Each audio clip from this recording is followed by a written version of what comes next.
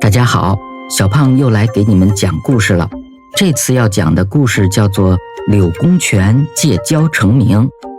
柳公权是唐代著名的书法家，他的字结构严谨，苍劲挺拔，自成一家，被称作为柳体。不过真正让他走上大书法家道路的呀，竟是一位没有手的老人。这个究竟是怎么一回事呢？这是谁的真好？这个孩子写的字太棒了！我宣布，这次儿童书法比赛的第一名是柳公权。哎呦，公权，我就知道我的书法会得第一，你们的书法哪能和我比呀？这孩子太骄傲了。公权，不许胡闹！我就是写得好嘛，玩去喽！哼，等我好好的教训教训你。石头剪子布，石头剪子布。哦，我赢喽！快趴下，我要骑马了。哎呦，我也要玩。我们不带你玩。对，他总是以为他了不起。带我玩吧，多个人多匹马呢。那你不许耍赖，输了就得当马让我们骑。好吧，石头剪子布，哈哈，我赢了！快趴下，让我骑。驾，骑马喽，骑马喽！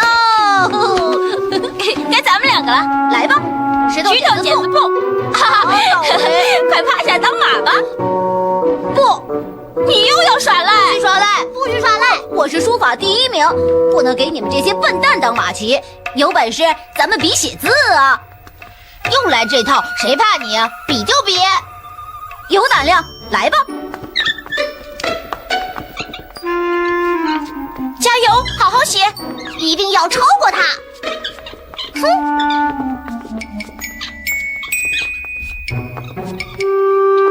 你写的这也叫字？还是看我的吧。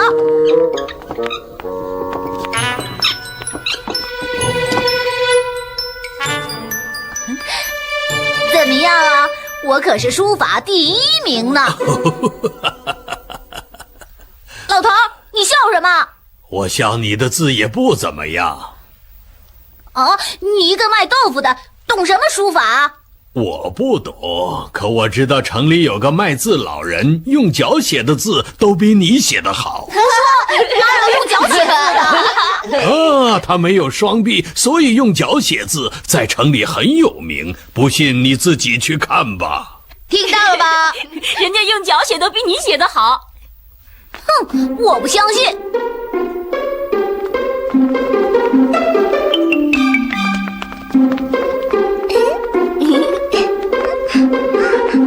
糖葫芦，又香又甜的糖葫芦。奶奶，我买一串糖葫芦。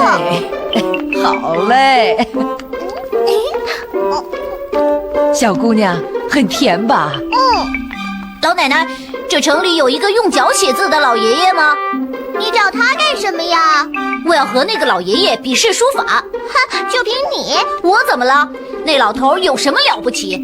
我是书法第一名。我还是书法第一名呢。哎呀，好了，不要争了。她就是无臂老人的孙女，要比书法，让她带你去吧。哎，来，先吃根糖葫芦。不，等我赢了那老头再回来吃。那你就吃不着糖葫芦了。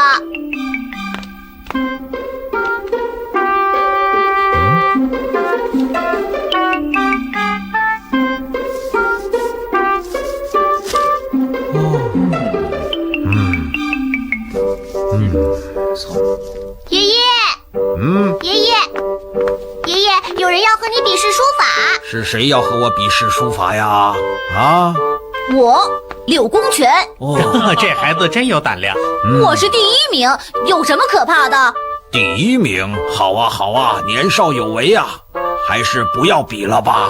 啊？为什么呀，爷爷？哼，怎么样，不敢比了吧？写字是为了修身养性、陶冶情操，不是为了比赛的。永远不要说自己是第一，学无止境啊！对。不敢比就是不敢比，为什么要说那么多的大道理呢？啊？爷爷，难道你真的被他吓住了吗？爷爷，你就和他比比吧，求求你了。好吧，我就送他2个字吧。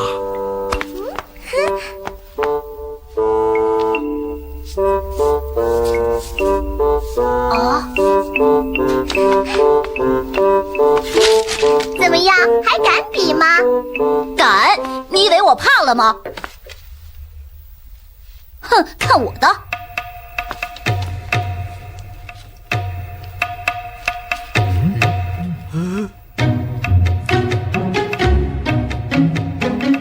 写完了。你的字结构太散，用笔无力，看来功力还不够啊。这张不算，我再写一张。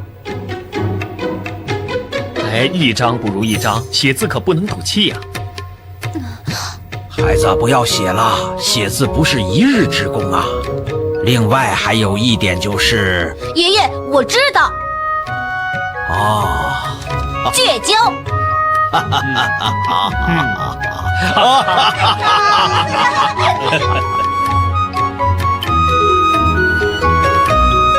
公权，公权！啊，原来你在这儿，你知道你犯什么错了吗？父亲，孩儿知道。把手伸过来。父亲，孩儿以前是太骄傲了，今后一定改正。那好，这次先记上，如以后再骄傲，加倍受罚。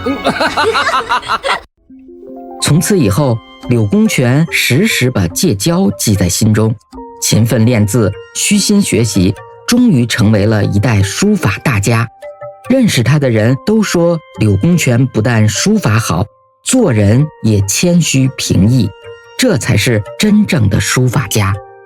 好了，今天的故事就讲到这里。如果您喜欢的话，欢迎订阅、评论和转发。我们下集再见。